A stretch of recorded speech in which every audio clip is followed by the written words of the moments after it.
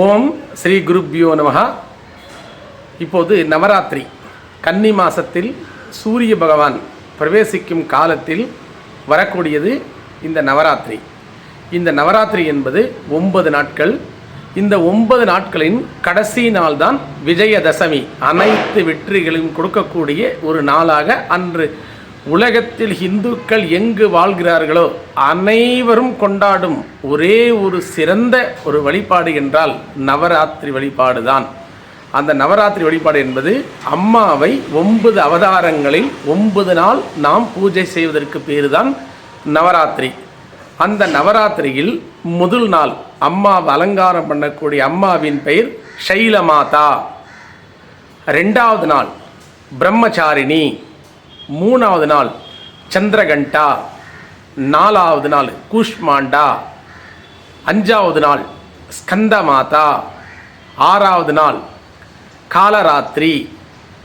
7வது நாள் காளி மாதா, அது மகாகாளி. 8வது நாள் மகாகௌரி. 9வது நாள் சர்வதாத்ரி. இந்த 9 நாமங்களில் அம்மாவை 9 நாள் தினமும் ஒரு அவதாரத்தில் அலங்காரம் செய்து வழிபாடு செய்வதுதான் நவராத்திரியின் மிக சிறந்த ஒரு சிறப்பாகும்.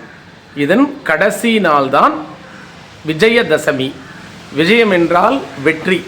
அனைத்து விதமான வெற்றிகளும் நமக்கு கிடைக்க வேண்டும் என்று கடைசி விஜயதசமி நாளில் நவராத்திரியின் கடைசி நாளாக கொண்டாடப்படுகிறது.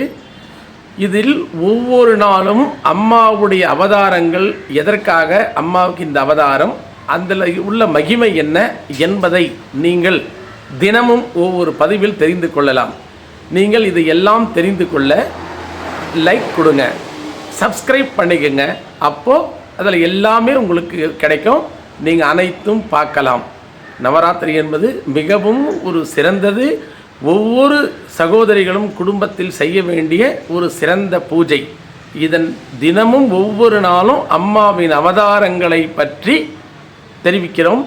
நீங்கள் தெரிந்து கொள்ளலாம். உறவுகளை சப்ஸ்கிரைப் பண்ணுங்கள்.